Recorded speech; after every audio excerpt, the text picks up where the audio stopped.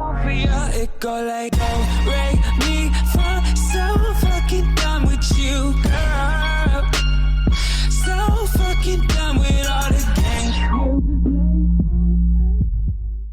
Hey guys, just a YouTuber here, and in today's video we're in the Corsair software again. If you guys haven't had the chance to install this software, there's a link down in the description. Today we'll be showing you how to turn on and off the surround sound for your headset or the headset stand.